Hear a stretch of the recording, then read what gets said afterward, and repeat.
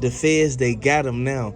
Diddy, he just told everything. Jay-Z, he was the main one who basically was out there telling them to come to the mansion. And I want everybody to know when they went in that mansion, they instantly went right upstairs to the master bedroom. This is where they found the evidence that they was able to use to come back and get Diddy. I want everybody to know this is a sad situation and Jay-Z bogus for what he did to Kim Porter. I want everybody to really pay close attention to the key facts and really look at everybody who's involved in this, because from what the investigators are saying now, they saying that Jay-Z was the main one who told Diddy to basically make them go around the back instead of in the front. He didn't want them to cause too much traffic to their party that they basically was having.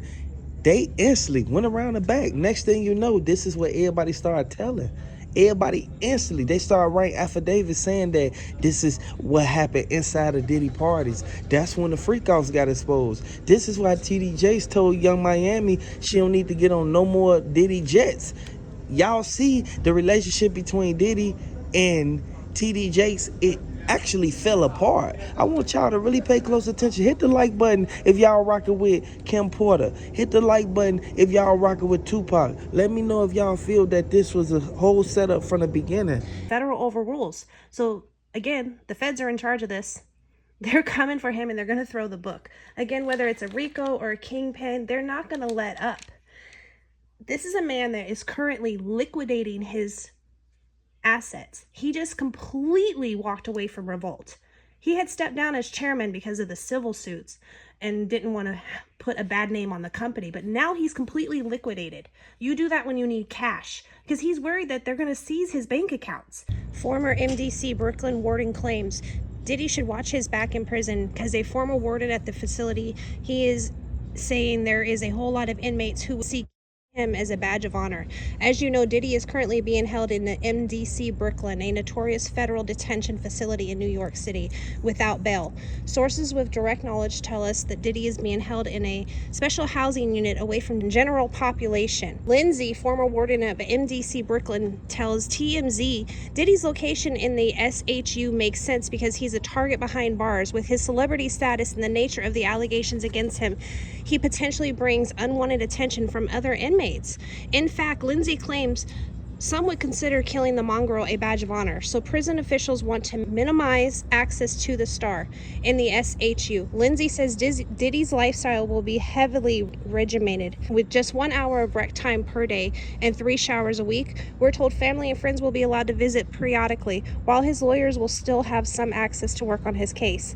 A day in the life of Diddy, Cameron said he will receive a 6 a.m. wake-up call, at which time he will need to make his bed, mop the floor, and generally keep his cell clean. This is a whole different lifestyle for P. Diddy. P. Diddy is used to the lavish lifestyle where he can move and do as he please, have house people take care of his home. He's literally got to, 1, worry about his safety, 2, worry about the cleanliness of his cell, and he's got to do what he's told when he's told on the time that they tell him. And that's the end of it for him. Diddy, he knew for a fact what he did was wrong, because he went back and he instantly told everybody in his family, like, man, I may be going away for some time, but I want y'all to hold these videotapes. What was on them videotapes? Everybody knew for a fact that he had the whole setup of him telling them what happened with Tupac on the VHS, and this is something that goes all the way back to the 1997s. Everybody knew for a fact this shouldn't have never happened under these circumstances, but we all have to encounter this type of stuff. We need to really pay close attention to the people we keep in our circle, and we really need to pay close attention to the people we keep around us, because anybody could come around and end up doing something. Anybody could come around and end up switching up and changing up on you. I want y'all to really pay close attention and hit the like button, subscribe to the channel. At the end of the day, thank God for Cassie and having the courage to come forward, because her testimony and her lawsuit is what actually propelled this. They have so many people that are stepping up left and right, people we know, people we don't know. They found possible in his room. They found hundreds of bottles of baby oil in his room. All of his, including the have turned in their passport. Ain't nobody going nowhere, including P. Diddy, who has been denied bail 2 times. According to TMZ, the 14-page indictment against P. Diddy claims law enforcement's recovered more than 1,000 bottles of baby oil and lubricant, as well as other supplies in the raids at his Miami. And the news doesn't sit well with several Vegas area brothels. They tell us that people should not use baby oil because it's bad for the health. As you go into this, everything that we have talked about and brought to you before, the trafficking, the guns, everything is being thrown at him. This case isn't stopping anytime soon. And this is why Diddy wasn't supposed to go out there and put them on the forefront, and it all backfired on him because now Diddy facing all this time. We need to really pay close attention to what Greg Caden said, because he was the one that came to pick up the case. He was the one who basically told everybody that it was going to eventually end up with Diddy going to jail. So regardless of how they look at it, this is something that everyone that was standing out there who saw that happen to Kim Porter, everyone who was right there to witness Kim Porter getting put in that truck, everyone who saw Tupac get hit up, everyone who was right there and they saw how Biggie Smalls went out at that light, I want y'all to really pay close attention and really look at the key facts, because that should have never went down under that circumstance. Biggie Smalls ain't deserve to go out like that, and damn sure Tupac ain't deserve to go out like that. So R.I.P. Kim Porter, R.I.P. Tupac. Regardless of what went on, we know for a fact Diddy shouldn't have never put himself in this situation. Diddy was the main one, kept telling everybody he was going to basically fall back and he wasn't going to really do what he did to Cassie to everybody else, but he ended up doing it. He ended up reneging on his word. At the end of the day, he absolutely should not have put himself in this position. He should have known better. But this is where we're at. And like I said before, when you get the FBI involved and you get the cities involved, they're not playing games. The district attorney, the U.S. district attorney, is going for blood. He's not laying back. They've made it to where they've denied the bail twice. There's no joke in this matter, y'all.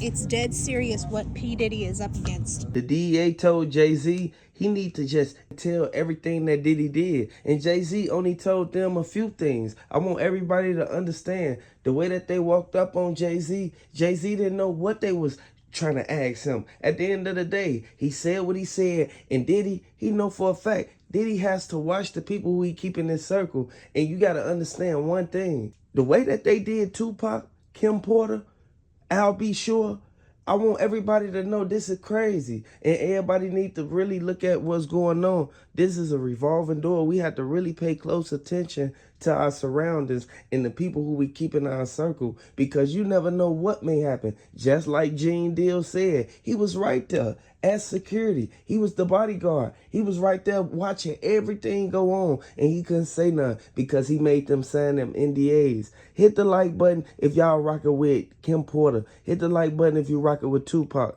Let me know if you think that 50 Cent wrong for even saying that he had something to do with what happened with Kim Porter. I want y'all to really pay close attention to this, because if you really look at the key details, you'll really see that this is the same thing that happened to Cassie.